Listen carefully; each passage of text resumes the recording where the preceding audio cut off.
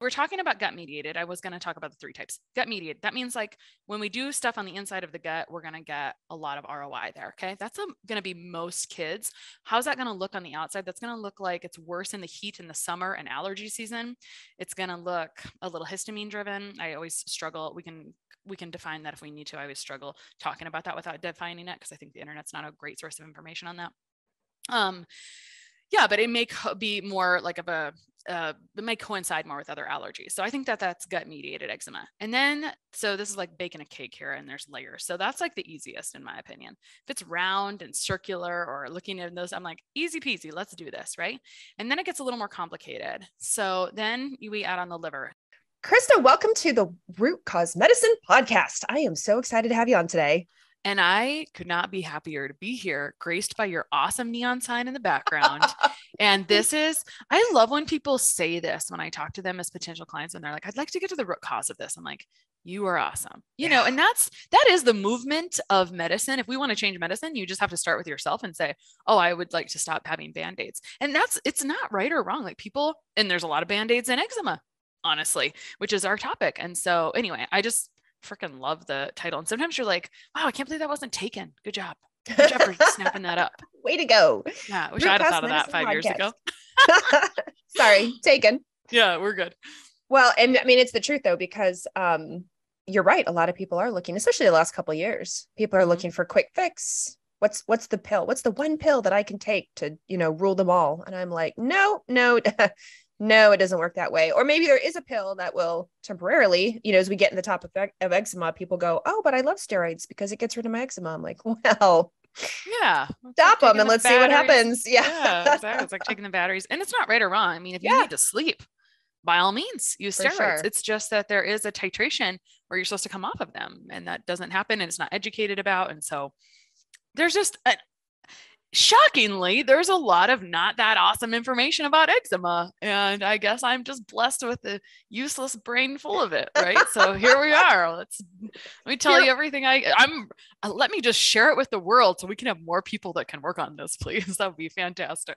I love it. Well, actually, for those who don't know you, why don't you do a brief introduction of who you are, how you got into this, what you stand for, so they know. Yeah, sure.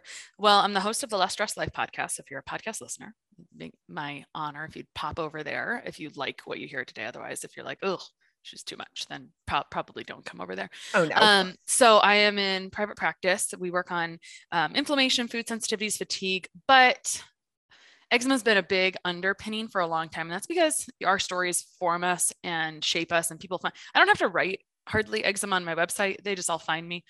And so sometime early on when I was transitioning from doing working in, let's just say conventional medicine into private practice and integrative medicine, there was a lot of stress. I had a young family, and there was a straw that broke the camel's back. Now, going back a decade or two before that, I'd had eczema that I thought, very common things people say, oh, I think it's genetic. My sisters get this. I think it's dry skin in the winter. I put a little thing on it. It's not really hurting my life. So it's not really that big of a deal.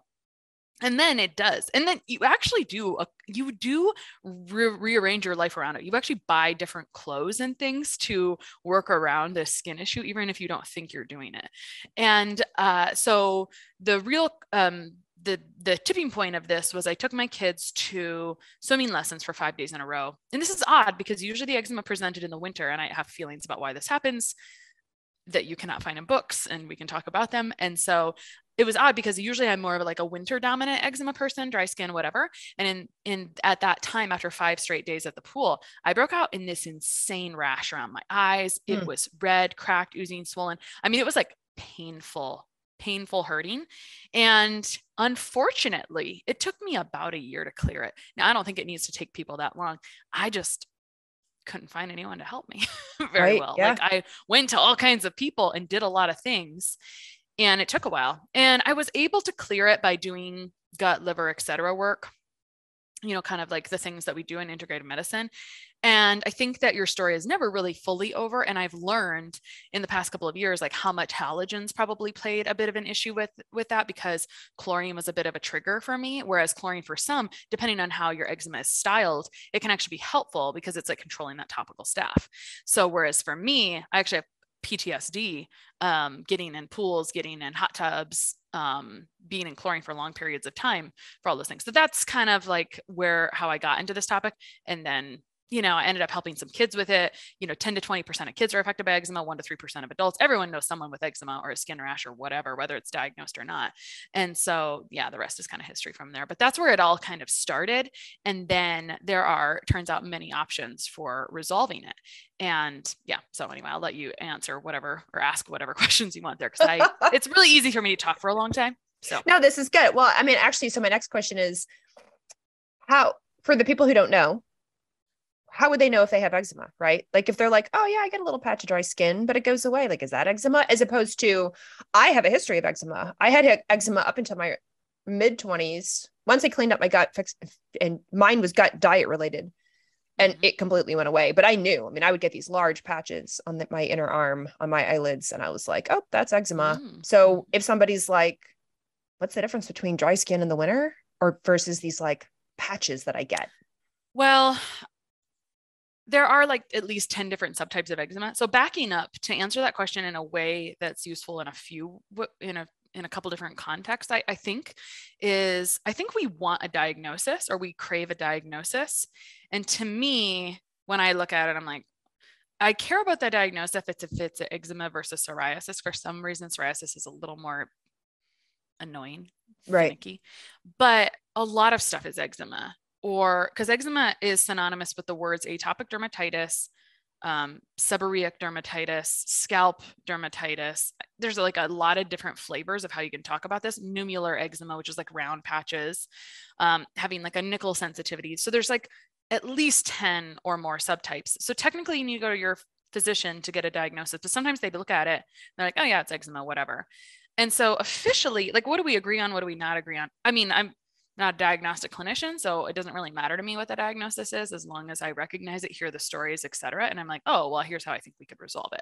That's what I more care about a little bit, but the diagnosis can be important to differentiate between, I think, eczema and psoriasis. So how do you know you have eczema?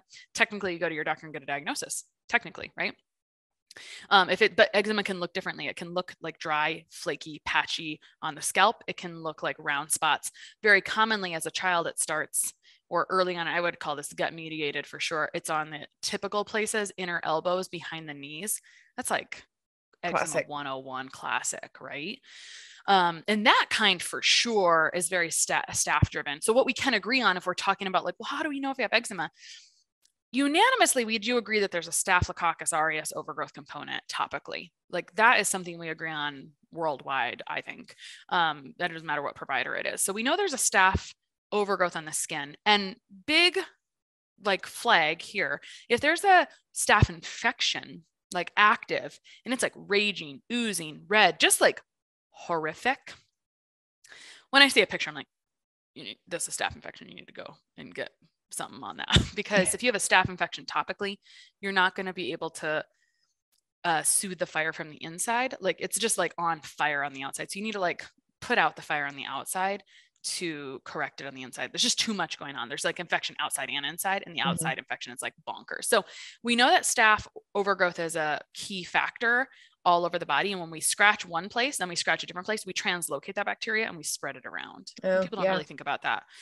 So that's like a classical concept of eczema, is staph overgrowth. And by the way, I've never seen a GI test without staph overgrowth on the inside on anyone with eczema. Never, ever, ever. Now, are there other things going on? Yeah, for sure. But I've never seen one without staph overgrowth. So that's cool because it's very validating, right? So like we know it's like skin grows from the inside out, duh. And so you're going to see staph on the inside, staph on the outside. So if there's a staph infection, if it's red, oozy, burning, whatever, just flag right here. If you're listening to this and you have eczema and you have infection, you're better off to just go get like some kind of low grade topical antibiotic, something. Because if you don't put that infection out, it's not worth it. Like you're just miserable. So that's the time where you go and get that done. So your question was, how do you know if it's eczema? And there I went off on a bit of a tangent. So there's staph overgrowth. There's different types. We treat them the same, but not everyone. Like sometimes the staph isn't the only thing. There's like layers. So for me, I subtype it in my brain. accidentally doing this as I would talk to people, and it's like, what layers do you have with eczema? Because there's like a few components. I think the whole problem with eczema is we want it to be simple. And we want to treat it all exactly the same. And it's not exactly like that. So if it looks differently, so if it's like on the inside of your elbow behind your knee, or if it's round and circular, I would say very, very gut mediated. Or it's like pink and raised. Now, if you have darker melanated skin, it can appear darker in color. And so actually from a diagnosis perspective, some providers, it is my understanding that some providers struggle with diagnosis sometimes just because of skin coloring. And so anyway, having someone who understands that can be good. Or if it feels like you didn't really get a very good diagnosis or good visit the first time, just get another opinion, of course. Right. So I subtype eczema. I'm going to look at eczema differently than the dermatologist does. So I don't know if you want to talk about that. That would help me kind of categorize it a little bit and tell you about it. And I think that this is more useful in what to do, because people, again, we crave a diagnosis. It's like, oh, here's my problem. But once you have the diagnosis, the toolbox is really shallow, which is the entire problem. The toolbox is, here's some steroids, which, by the way, are just an anti-inflammatory that suppress it at the moment. And they're like, yeah, but it keeps coming back when I take it. Well, yeah, that's like, it's not really fixing the root cause. Yeah, it's just suppressing the symptom at the surface. So that's in the toolbox. And then from a conventional toolbox standpoint, and then from there, it's almost like it jumps to expensive biologics from there. And that's where people are like, wait a second, what? Like I have to go from steroids to that? Like that's the option? There is a protocol from a South African dermatologist. I don't know if you know the Aaron protocol, and that's low grade antibiotic and low grade steroid. And that can be really amazing and life-changing for someone who's like covered, like especially a child who's just covered in eczema. And if there's a staph infection thing. So there's actually a lot of great stuff online. There's a good Facebook group that goes through it and has providers in different countries that will write the prescription to compound that. And I will mention that because that, again, like if your baby was covered in eczema, for your own stress level, you need a life change really quickly, right? So that is a potential quick win in a few days, depending on the severity of it. But if it's kind of mild-ish, which I would say my clients have ranged the gamut over the years, right? Mild-ish. And that's where I always need a picture to look at it. But anyway, so we're talking about gut mediated. I was going to talk about the 3 types. Gut mediated. That means like when we do stuff on the inside of the gut, we're going to get a lot of ROI there. Okay. That's going to be most kids. How's that going to look on the outside? That's going to look like it's worse in the heat in the summer and allergy season. It's going to look a little histamine driven. I always struggle. We can define that if we need to. I always struggle talking about that without defining it, because I think the internet's not a great source of information on that. But it may be more like it may coincide more with other allergies. So I think that that's gut mediated eczema. And then, so this is like baking a cake here, and there's layers. So that's like the easiest in my opinion. If it's round and circular or looking at those, I'm like, easy peasy, let's do this. Right.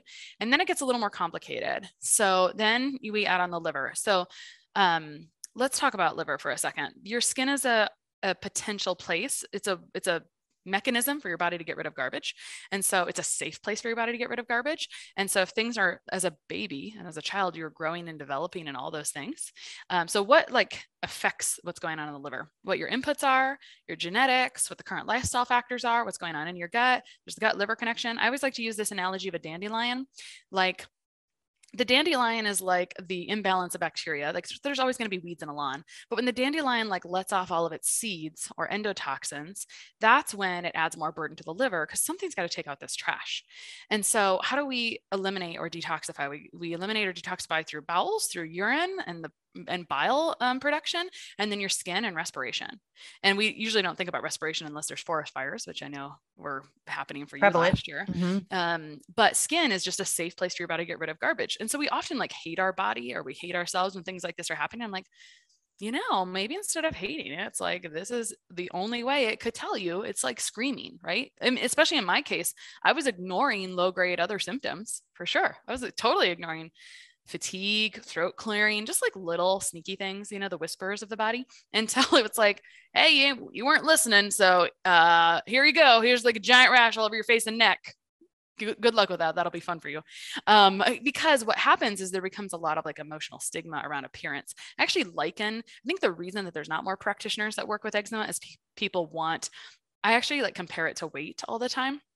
because it's an external visible thing that makes us feel emotionally not awesome about ourselves. And so we want instant stuff, and it's fine to want, I mean, we're humans. I never like think it's bad to be a human being, right? It's just like, oh, I'm just recognizing my human behavior. I would like an instant fix yesterday, you know? Right. So, Right. okay. So we have gut type, right? And that can look a certain way. And then we have liver type. So anyway, liver type, what are some dead ringers for that? You have said in your life, I have sensitive skin. I am sensitive to smells. There's a whole bunch of things. It's a little more gray because there's not great labs for this, I don't think personally, because if your liver enzymes are elevated, like you're a hot mess probably actually, or there's something more severe going on. There's just, I don't think, and you can chime in too, I don't think there's amazing labs for this. Eye eczema, according to Chinese medicine, I've found it proven correctly every single time. Anytime someone's got something pretty severe, I also had it around my eye, which is why I cared about that. Worse in the winter versus the summer. Like it looks a little bit worse, and it looks a little more dry and flaky. I think that's more of a liver profile overall, where I want to support the liver with phosphatidylcholine, maybe some glutathione. I mean, the liver is just insanely nutrient dependent, right? And so reduce the input of garbage coming in, which is a lot of things. It's a lot of, yeah. Yeah. Just, I mean, how deep do we want to talk about it? Reduce the input of trash coming in, which could be all kinds of things in your life, what you're breathing, what you're putting on your skin, what's the fragrances, what's in your home, if there's any mold stuff, which is a whole annoying topic, and then improve your ability to take things out or the garbage out, because otherwise the skin's just a safe place for it to come out, right? So we talked about gut type. So I'm just using this in my brain to determine where to start, which is going to give me, because if someone's got like if they're struggling to eliminate stuff, which in general, if you have eczema, you're struggling to eliminate stuff, obviously. It's just a matter of like, how severe is it? And you look at that from the other symptoms. I was doing a case review this morning, and the woman had melanoma history in her family. And I have just thoughts about the way cells divide and autophagy works, right? So if you're not clearing out debris, then it's a toxic burden issue potentially, right? And so you have disease cells replicating, which is, anyway, I don't feel like I'm a weirdo for that. I'm like just thinking through the like physiology. I'm like, oh yeah, that makes sense. Anyway, so melanoma history, and then she noted allergies to different medications. I'm like liver. And there were some other things. And so they tend to just like feeling fatigued, or there's just so many things around liver. So for me, I just want to, if someone really is struggling with like clearing waste and trash, and you react to medications, you react to supplements or whatever, if you're struggling to clear that stuff, I want to support your clearance, because if we just like kill all the dandelions, they still have to be taken out. And so if you aren't able to clear that out first, so if you start some kind of gut protocol and the skin looks worse, sometimes in some places they've really accepted that. I would rather that not happen, if we could at all avoid that, but it can, because that's what happens. So if we up the amount of trash that needs to be taken out, it could actually look worse in the very short term. So if you can recognize that there's these liver components, or like understand, hey, this person seems like they have like really sluggish elimination, and you can support that first. I call it unkinking the hose. Like, you can't turn up a garden hose and it's all kinked. Like that's just not going to work, right? You know, to unkink the hose of like making sure elimination is working. So if you're not having a bowel movement, duh. If you're not hydrating well, duh, right? Like those are the first things that you can do well. Sweating is one of my very favorite things. In fact, my eczema got 85 or 90% better. People could not see it. I could feel the roughness on my skin right here. And it did not get all the way better until I brought in like infrared sauna and sweating that out and whatnot at the end of that year. Wow. Yeah. So I was later again, we love our validation. And so later on, and I don't do a ton of genetic work just because it kind of like hurts my brain. And like from a clinical perspective, it is useful, but not like the first step to me for how I just am like, what's going on in your life first versus your genetics. We tend to over blame things on genetics, but I do know what my genetics look like. And I do know that I was not handed the most amazing gut and liver genetics. And so it's validating to say, oh, my genetics always suck, and I'm never done helping my body clear out waste. So if my body odor starts smelling, like this is just me being a weirdo, I'm like, when it starts smelling like not amazing, I'm like, I better get in the sauna and clear this like waste out. Those are like signs and symptoms to me personally of me listening to my skin whispers. I've also given this example quite a bit because I think even when your rash is gone, you're still healing for a while. So when I travel, I like to indulge and do all the things. My husband taught me that skill, and it's a great skill. And so I like to drink all the coffee from all the places. And anyway, I have an interesting history with coffee because I think of coffee's got issues. It does. And so anyway, I have gone on vacation and drank all like the crappy coffee and from maybe some big chains. Mm-hmm. And after like 3 or 4 days, had a sensation around my eye where I used to have eczema. Nothing presented, but I was like, better back up from that toxic burden I was throwing in my body and really support how I'm clearing that out. So I'm telling you these weirdo things because this is part of listening to your body before it like screams at you, right? So anyway, so we talked about gut, we talked a little bit about liver. I could yap about that and I should shut up so you can ask. And there's one more subtype. So I'm going to. No, go for that other subtype. Go for All right, cool. Finish out the subtype. All right, great. So the last one I think is really stress dominated. And there's a few dead ringers for this if you have hand eczema. And especially a lot of times what happens if you've had eczema in your history and then the last thing you get is it on your hands, or you have never had it and you just get it on your hands. And we're actually going through quite a bit of I would call it a hand eczema epidemic in the last 2 years. And I think it's in part due to a lot of use of alcohol on the hands because we have a phospholipid layer on the skin that's antimicrobial and protective. And when we like routinely apply alcohol and strip that away, we now allow overgrowth to like come in and colonize. It would be like, it's like hitting your gut with antibiotics consistently all the time, instead of, like on your hands essentially. So it allows this to overgrowth because that happens. People sometimes say, I love when people come to me and they're like, hey, my child had this happen at birth and then they had antibiotics and then they started getting eczema. Well, that makes sense because when you kill all the grass and weeds tend to grow back first. And so it's easy for staph to overgrow, especially depending on what's in the environment and colonizing the microbiota. Same thing for the hands. So I think in general, I'm seeing a worsening, but also the last couple of years were really stressful for people in addition, right? So that's a huge one.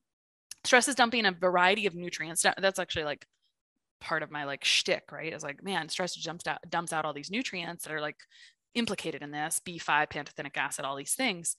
And so stress, people just like, I have kind of a questionnaire and it's actually really hard to get the stress dominant type. And I think my biggest like issue in life and practice that I'm like, my mountain I'm trying to cross right now in practice and in life is like, how do you help people realize that they have stress that they're like discounting or ignoring or just shoving under the rug?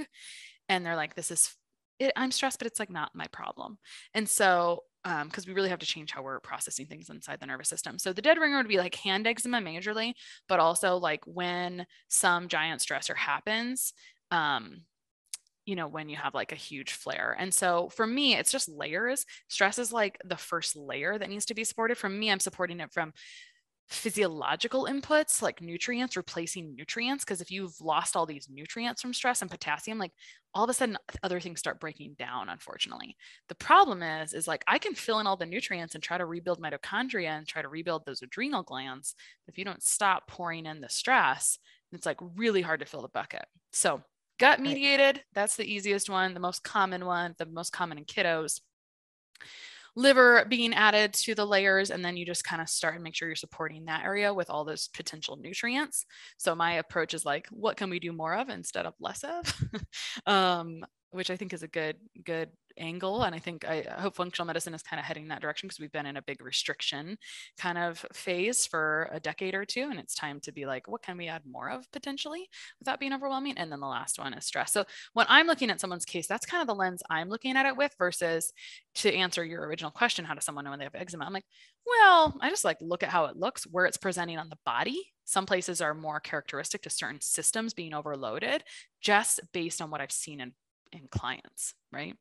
So that's kind of how I'm looking at it to assemble my care plan of like, here's what's going to work the fastest and what needs to be filled in. And here's the gaps that have been created because there is testing to be supportive. But one of and I mean, this could be a bone of contention depending on who you're talking to, but I'm guessing you would agree with me. Testing is not like, it's just like when you want a diagnosis for validation, testing is not like your end all be all. You need to know what to do with it. And not all tests are perfect. Yeah. So it's like, you can go have a liver enzyme test and it can be totally normal and you can still be having this kind of eczema present. I mean, it's just not that sensitive. So you've got to be able to read between the lines on testing, which that's going to be the thing for us as people helping other people get into this kind of work and do great work and do fulfilling, purpose-filled work, is going to be, how do you help that person and see them as a person and help their specific thing and look beyond tests? Because that's where I'm seeing, that's the unfortunate, like, that's my gripe of the week or the month, or really my sad feelings on the inside, is like, I used to see people coming because they were like, oh, I would like something besides steroids, and I understand that I'm not addressing the root causes. And now I'm getting clients that have already seen a provider who works on root cause medicine, but they're not getting results because we're looking too hard at testing and not the person, and our protocols are not effective and things like that. So I think symptoms need to speak as loudly or more loudly than tests, but that's just my 2 cents on that. How often do you see it overlap? Gut, liver, stress? Oh, all the time. Is there ever a time where you're like, oh, it's all of them. So if you have stress, you already have the other 2 probably. And if you have liver, you still need to fix the gut. It's just that it's more of an order of operations. Like, how severe is it? And I think the longer you have it, the more the layers land. So like, you could have had a really common situation is someone as a child has eczema, they outgrow it. And eczema is part of the atopic march, which is allergy. It's like you can have eczema and then you can have allergies and asthma, like in whichever order. So, and as you know, our microbiome gets really developed by age 3. So sometimes people have it and then they outgrow it. There's all kinds of different situations, but a lot of times as a child, people will say, oh, I had that as a child, outgrew it, and then it recurred in the future.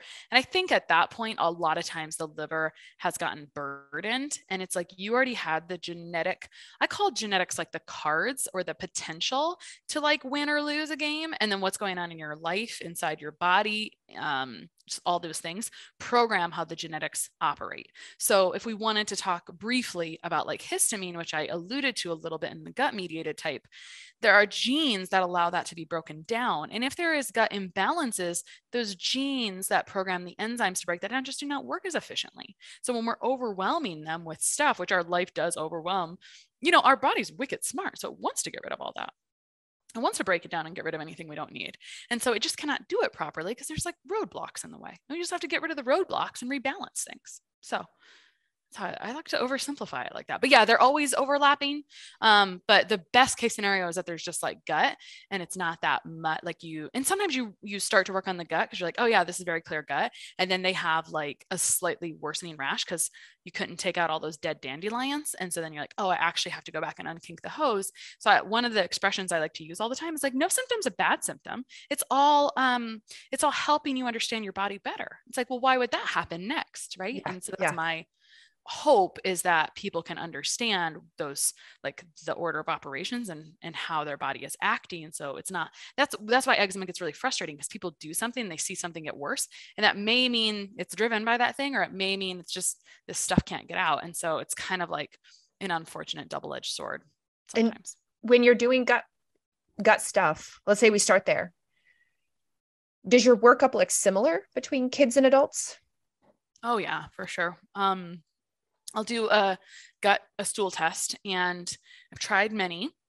And actually that's part of my story. I saw this practitioner's kind of was, to my opinion at that time, he was like kind of semi-famous for gut work and a lot of things.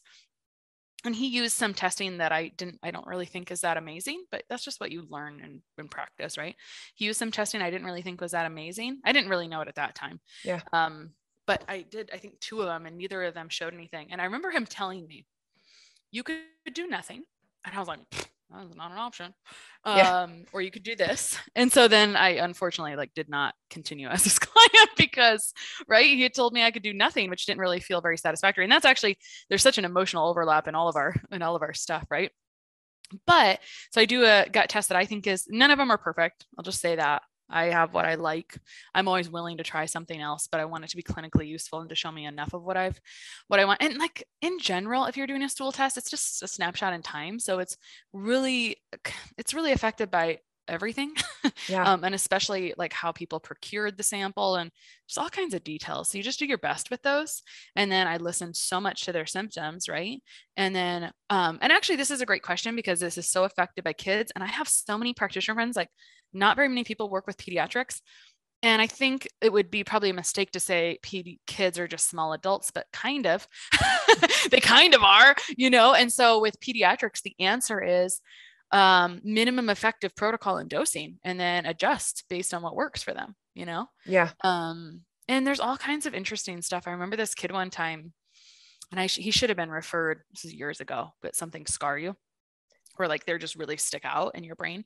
And he should have been referred earlier for a staph infection because it was so bad. He needed to go in and have like low dose antibiotics. But some people are like, this is not, I mean, this is like a lot of people probably listening to this podcast. It's like, I want to do the natural things. I actually don't want to go get any medication. And there's just a time and a place where it's like, if you got like an infection, you're just going to be a lot better off in the future. You're going to be miserable, not sleeping. Baby's going to be crying all the time. Like, cut the infection at the end, topically short term, and then you're over it. So he had a staph infection for sure, but they'd gone on a vacation and they were in a cabin rental in the woods in rural wherever. And the baby, I think he was like, whatever, he was crawling age, and he had gotten into some like bat poop. Oh. And when we ended up doing his GI test, he had like some numbers of things I'd never seen at those levels. And so what I ended up doing it was many years ago, so I ended up referring him to peds.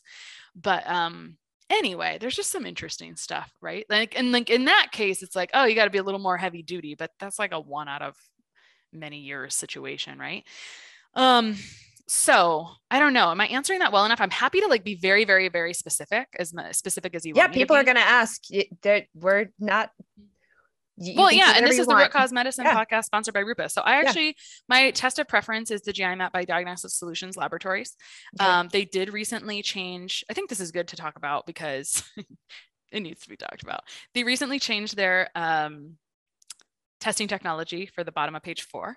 And those intestinal health markers are coming back wonkier than they used to, like different, like the reference ranges probably need to be changed. And I know that conversation is now happening as of a few months ago, because we were complaining and they're like, oh, we're hearing that from some practitioners. And I'm like, yeah, I've never seen anticoagulant and IgAs this high unless someone has MS, and now it's like a lot. And so I just share, I think what that did was it was just one of those recurring situations where it's like, even when you get comfortable with something, you've got to be able to adjust a little bit. And I go by gut sometimes because of clinical experience. And we were talking off air. It's like, get mentorship if you need it, because you can learn a lot. I mean, for me, I have learned so much from my clients and how they react and respond to things, as I hope we all do. And then also anytime I got stuck with something, I just sought mentorship for it so I could get unstuck on pretty much everything. So I like to use that test. It's useful. I always see staph and strep overgrown. Sometimes it's like really amazing and it really helps me target my protocol. And sometimes it's not. And it's okay to say that. Sometimes it's not anything's fault. And I still make sure my protocol is going to address and treat what I hear in the symptoms and I see in the presentation. Because if I don't, I'm not doing that client any service, is my opinion, right? How often do you see Candida as a trigger? That's a great question, because it doesn't shed out in the stool that often, which was something I learned from a mentor. And I don't think that people really know that. So I'm always screening for fungal symptoms. So Candida is like a common strain we discuss. So I'm screening. So I want to talk about this a little bit. This is really, really helpful.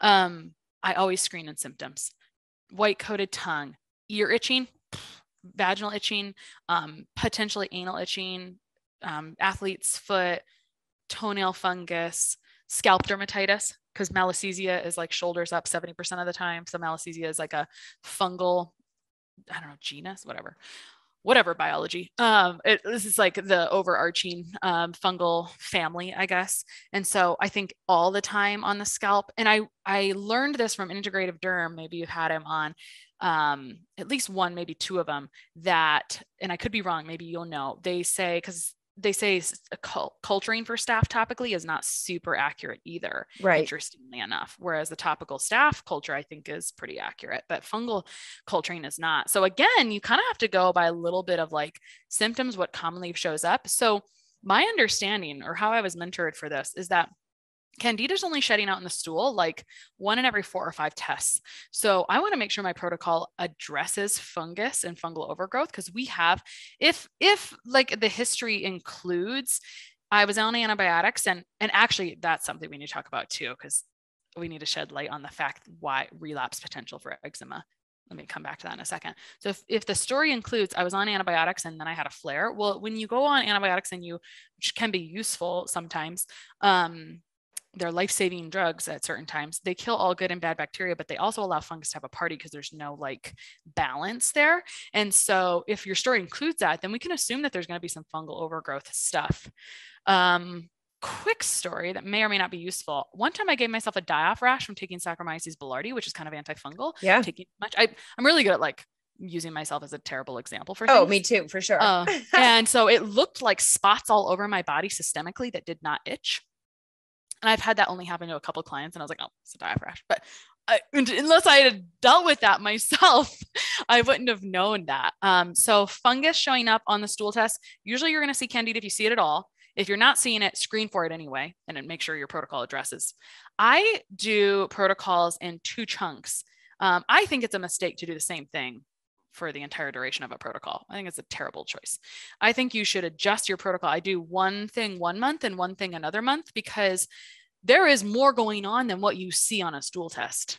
So I want to make sure I am listening to symptoms, seeing how things are responding, and adjusting and making sure I catch everything I possibly can. Totally. Just depending on that whole situation. So if you see the first one in that fungal section showing up, that is most typical. But what I have decided is that if you're seeing other ones show up in a whole, like in pretty prolific amounts, I'm really going to think about mold a little bit. Like I've just found that tends to track pretty well. And I'm like really sketchily looking at mold anyway, because of some client experiences, right? Like, oh, maybe we should be addressing this even when it's moderate and mild. It's still important. That's kind of actually where I think my history is a little bit as well, just because I grew up in a basement that I feel was musty and moldy or whatever. Yeah. And if I look at my history and I think about what helped me, choline and glutathione and all these things, I was like, that actually works really well for mold too. Even if it's really mild. So, and if you have struggled with coffee, it's like, it's such a moldy crop, because they soak it, they dry it, and then sometimes wet it down because it's paid by weight. And so then you put it in a barrel and it's like, here's a lot of moldy beans for you, And so, and we obviously, as I'm drinking coffee right now, and I have no qualms about that. I'm like hey, this is a marker of like how good my health is. How well I tolerate coffee is like a good marker of like how good my systems are working for me right now and what's going on. It's the same thing for tea leaves, right? Tea leaves have the potential to become quite moldy. True. Yeah. True. And chocolate potentially. Right? Oh, I know. It's so sad.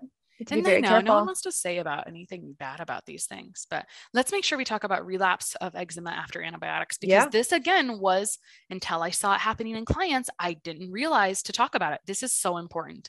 You can clear up your eczema, but by the way, you're probably going to you have the potential to have it present again because it presented once. So what you need to do is prevent and catch things early. And so if you need to go on antibiotics for XYZ reason, what can happen is 3 to 4 weeks later, you can have an eczema flare. Why does that happen? You killed everything. Staph grew back because it was opportunistic. Exactly. Opportunistic, like, hey, I found some room to grow, like you can keep it in low, like you can live potentially harmoniously with a very low level and never see a symptom of it, right? Like I think sometimes, and I actually want to mention this too, because this is like, I like to just look at like, what are the problems people are having right now? And right now I feel like it's good to set goals and have goals and write those down.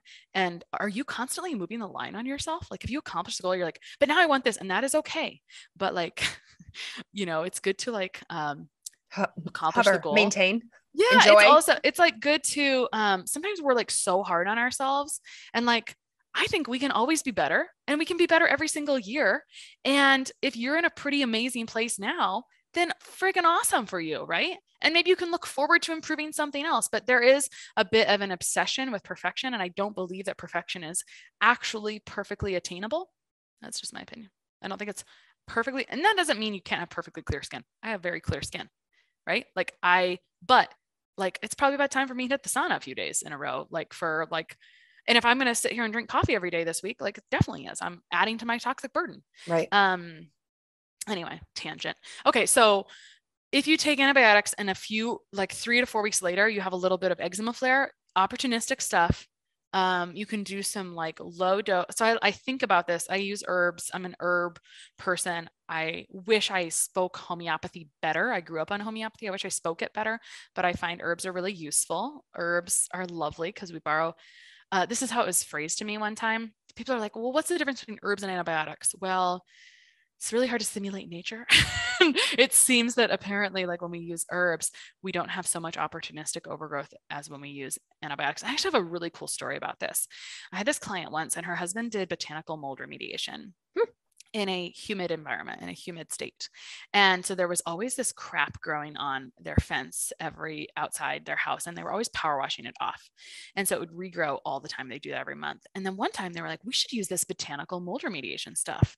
It has thyme and other like herbs in it. So they used that and sprayed the fence, and it never grew back. And I'm like, that's such a cool external analogy to how I feel like things work on the inside. I mean, certainly there's the repair and repopulate version of the integrative process as well. Of course, you cannot skip that. Never, ever, ever skip it. So if we're having, and that's actually a great like a summary of like, if you have to take antibiotics, then it's a good rule of thumb to take some kind of high quality probiotics and maybe prebiotics and maybe some other gut supportive thing for at least 3 times as long as you took the antibiotics, if not a little bit longer. That can control some overgrowth from happening right away.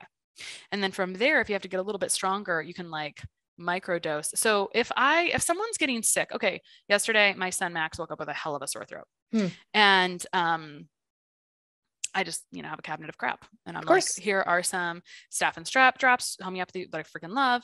And here are some throat spray from Jane Barlow. That's awesome.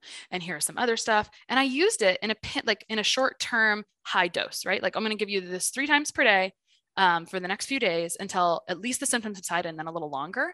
And then I'm gonna do a little repair and repopulation, and you're gonna be good to go. And he's like really fantastic. He's like annoying his sisters in his usual fashion, right? And he's like totally good, but I still feel the lymph nodes are swollen. And actually that's a cool symptom in general. I have to realize my kids have my genetics. And so I've seen this talked about in Facebook groups. They're like, oh, my kids' lymph nodes are really swollen. That is a small sign. My entire life growing up, they'd be like, man, you got big tonsils. I don't know why, but you got really big tonsils. That is, my immune system was not amazing. My genetics were not amazing. I now use any swelling in my lymph nodes as like a tool of like, Same here. Have I been doing stuff that's like flaring? Like I've paid attention to this with food, with exposure to alcohol, all kinds of things. I'm like, just pay attention to this. Cause like I grew up with like larger lymph nodes, and I care about this because I care about the lymph system a ton, right? Another detoxification channel, which if you have skin issues, you better be caring about, and how do you know that lymph needs to be supported a little bit more in eczema? You got to ration your armpit and your groin, probably maybe under your breasts, because that's where lymph nodes are really clustered. And so I was just little crap like that. How do we remember all that unless we have a conversation like that? For me, I'm like, how am I supposed to remember to tell you all of this unless it pops up? I don't know. Like, can we record this somewhere and put it out to the world? Fantastic. We are done and done. So anyway, I hope that was useful a little bit, but just like paying attention to lymph nodes. I mean, I try to take like a non-crazy approach to everything, right? It's like, just paying attention to how my body responds to that. Do I need to be supportive? I think another mantra of mine is you can always be supportive. You can always be more supportive than aggravating. And so sometimes when people are DIYing things, they tend to like Google and just like do aggravating things and like take oregano oil. I'm like, I don't know if that's a real great idea if you don't really know what you're doing personally. Unless you're doing this micro dosing thing. But I see people who have been doing stuff like that for a long time, and then they're creating the same thing as antibiotic resistance in their body, which is what I think is herbal. I see that with berberine. I see people taking berberine for, that makes sense. That, they have gut stuff or small intestinal bacterial overgrowth, or on the flip side, berberine for blood sugar, right? They have insulin, high blood sugar. So their practitioner, or maybe they saw it on social media, read a blog, they started taking berberine, and now lo and behold, they have all sorts of gut issues because it is antimicrobial. Quite the lawnmower to the gut. So that's a great statement. I think also if you're thinking about your own health as you're like trying to learn about things and then add them, sometimes I see people, and this is I'm sure you've seen this as well. Sometimes people come in with this long list of supplements. I'm like, all right, this is going to take a while to go through. And it's like, because I think ultimately no one really wants to be on a bajillion supplements. I think you want to be on the fewest things and get the most ROI. So I try to practice how I feel like a normal, like how I feel like people are in general, like a realistic human being. Right. And so, what I see, I'm like, okay, so how are you doing on, like, why are you on this? Oh, I heard about it. And I was like, okay, when did you go on it? 3 years ago. Okay, how's that working for you? I'm not really sure I see a difference. Okay, maybe we'll just put that on the side right now, right? You should be able to maybe tell. I just have concern. I always put a question mark on, do you need anything long term forever? And I think it's nuanced. You can work with your provider on that. But I just ask you, as you're assessing your own stuff, we create accidental damage from dosing things long term and not considering the downstream effect. I mean, even nutrients that are like healthy, it's like, those have an interaction with other nutrients, right?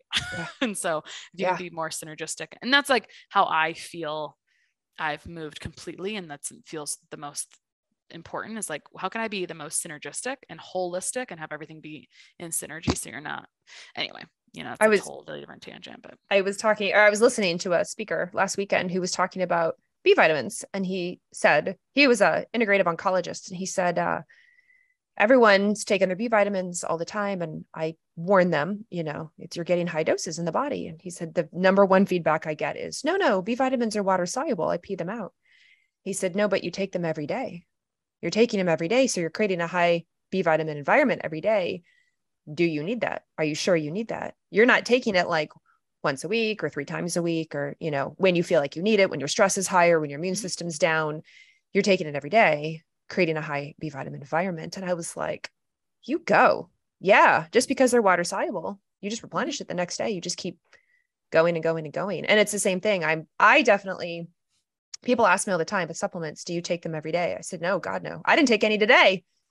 I don't take stuff every day because I don't lazy. Often take, right. I don't often take them on the weekends. I am a big believer in breaks. Now, if I was acutely treating something and I needed to take it every day, that's different. But when somebody says, the only thing I take every day, I'm not going to lie, is magnesium. I feel amazing when I take magnesium every day. It makes a huge difference. I can tell. And I can tell when I don't take it. So whatever the reason, whatever's going on with me, whatever, I'll take magnesium. But people go, oh, your B vitamins, your probiotics, you must take them every day. You're in functional medicine. I said, I sure don't. Like breaks. I sure don't take them every day. I like breaks, and I like to know how your body is just like. So I'm drinking coffee right now because I like the taste of it, not because I need the energy or I have no interest in the caffeine content. I just like the taste of it. And so I think it's just good to ask ourselves, like, why am I using this? Do I see a difference from it? How do I feel off of it? Because what's my baseline? And actually, about on the topic of timelines, so I think is useful to talk about really quick. I think we can clear up a lot of issues in a few months. I really do. Like if we're doing things correctly in the right order, aggressively. And then I think that you're going to continue to work on healing in some capacity for several more months, maybe a year. Like if I like to talk obscenely about adequate digestion to the point where I'm not going to be able to give it any lip service here I'm just letting you know it's very essential. And so I talk ad nauseum about really proper digestion, and I talk about, but you can get to a really great point where you're like so much better in the very, very short term, but you have to keep supporting your digestion for the next year because you created lifestyle things, etc., where you were not digesting. I have this embarrassing story that in college, I was in school for nutrition. In college, my classmates would say, it's amazing. She can finish her food first and talk the most out of everyone. And now I look back on them like, that is so embarrassing. Awesome. Thank you. Like I did a terrible job digesting at that time. Another little whisper from that history. Hindsight's 2020, right? Right. All the time. Right. So. Well, the last question I have before we wrap up, because I know we get this, you probably get this all the time with eczema, is food. Is it food related? Are there specific foods? Do you find that food is a big trigger for kids or adults? And what food? I feel really strongly about this because my practice started with food removal, and it could have been in it, but I was doing things afterwards to correct what was going on in the GI, and I had success with it. But more importantly, now people are on these like really restrictive diets long term, or I did this to myself actually when I was broken out. I went on a restrictive diet, and when I was trying to come off, I actually got worse. So that was part of the story too I should have talked about. So I feel really strongly about this. We adjust food. You can get good mileage from adjusting food. You sure can, right? Like let's do some rules of thumb that are sustainable. Eat whole foods, eat enough food, digest your food really well, drink a lot of hydration and mineralize it. Like there's a lot of good rules of thumb that are super sustainable. eliminating a jillion foods, right? Like if you focus on like what you should do and what you shouldn't instead of what you shouldn't do, that's great. I actually think like eating whole foods is going to be best for someone who's got like liver dominant stuff because you need a ton of nutrients. I like to joke about like getting a lot of GAPS diet dropouts because that's a very high histamine diet. And so their eczema is getting worse on that diet, even though it's like, but this is supposed to be gut healing. I'm on this broth, whatever. It's all like dandelions and rainbows if everything is working well in the gut and the liver, right? So yes, there are food triggers. Gluten and dairy can be huge triggers. I was certainly triggered by those and I got over it. Yay, right? Yeah. Because I supported all these other things. So you can do, if I was going to keep this brief, I actually like wrote a cookbook about, I do not make any money from this, but like the whole premise that was do it all at once if you can, because then it's not like this drawn out thing. The thing that hurts my soul is like when people are like, well, I removed this and then I did this for a month and then I do this. And here I am 2 years later restricting all this crap. And it's like, did you think that maybe this isn't working? Like you wake up at some point and you're like, actually, this isn't really working for me. And I actually don't feel happy. So I think happiness trumps everything. Fair enough. But anyway, yeah, food can have an impact, but I think when the gut and liver is out of whack, it's more of an issue. And my whole thing is like, what can we do without being over restrictive? And yes, there are, like in general, the top 8 are worth exploring if you can do it all at once and then re-add. And I think of food restrictions for like a few weeks, not a few months, because people go and they're like, I've been on this restriction thing for like 3 to 6 months. And I was like, I don't think this is a good idea. That's like very, and especially if they're not noticing a difference, right? Especially if they're exactly. That's my issue. 3 months in, I've given up, you should see a difference in a few weeks. Yeah. You should see the difference in a few weeks and then you need to move on. So we could talk a about difference that for a may while. not be obviously complete cure, right? Yeah, that's but in a few weeks, you might be like, oh my gosh, I'm like noticing a difference, whatever percentage that looks like. Definitely. I've had people who said, I think people need to catalog their symptoms. And I think because we don't catalog things well, we actually can't see when things get better because we hyper focus on negative. Our brain does. It's our primitive reptilian brain. So unless you like document it, you actually don't know. And I mean, I require that if I'm going to work with someone, because otherwise, if I was going by subjective everything, it's going to be on how good of it emotionally and mentally someone is instead of objectively how it is. So anyway. That's the truth. Yeah. Well, okay. Given that this is the Root Cause Medicine podcast, hence the neon sign behind me, and we've been talking about eczema, what are the top like 1 or 2 things you want people to leave with this today, whether it's a concept or a thing they can do or anything, what they talk to their doctor about as it relates to eczema? What's the top 1 or 2, 3 things that you're like, gosh, really just know this? All right. Well, make sure you don't have an active staph infection or you'll be miserable, first of all. 2, write down, I always ask people, and I say this on a lot of podcasts, it's like, what can you do today? You can write down a bullet point history of when this started. Because by the way, when you do that, 1, you're either going to help your practitioner help you a lot faster and a lot better, especially depending on what you've done. Like write down what you did, how it worked, just bullet points, 1 pager. And sometimes you're going to see like, oh my gosh, there actually was a pattern, right? I think that's super valuable. And then go like look up multiple symptom questionnaire or symptom survey and fill that out and see how many other things are popping up that are whispers, because the eczema is probably a bit of a scream. It could be a whisper, but it's probably more of a scream, and there's probably other stuff. And I personally would like more things to look at, because then you can see all those things getting better. So, and don't restrict your diet for like ever and ever and ever. Look at it from like a happy perspective, like so anyway, that was more like 4 things, but I hope that was helpful. No, it's very helpful. That's great. I mean, when people have eczema, if it's super, super mild, or they're like, it's a little bit of dry skin, they don't really worry about it. But when you've got eczema that's interfering with your life, that's awful. When it's your child and it's all over their body and it's and your sleep is being disrupted, and it's miserable for everybody involved. Yeah. Oh, absolutely. Absolutely. I agree. Couldn't agree more. Oh my I care about it for sure. I just want more people to work on this area and do a good job. Please and thank you. So speaking of which, where can people find you? Where can they learn more about you? Say the name of your podcast again. Yeah. The name of my podcast is the Less Stress Life Podcast. And I'm really having like a personal movement where I just feel like I want to be very generous and like go over how to interpret tests and all these things I think I've relied a lot on interviews the past several years. And now I'm like moving into a transition of like, let me just peel back the curtains and like tell you all the things. That's just like where I feel like I am in my life. Yeah. And I think like it's also like a pay it forward feeling. So that's where I'm at. I'm at ChristaBiegler.com. And you can find everything you need from there. But if you go to the podcast, since you're a podcast listener, that would be awesome. And let me know if social media. Yeah. And I'm anti-inflammatory nutritionist on social media. So I always forget about that because I'm more of a yapper, but we do put out, I think, some good content on social media. So anti-inflammatory nutritionist, if you're over there. Wonderful. Amazing. Oh my gosh. Thank you so much for being on the podcast. About this. Yeah.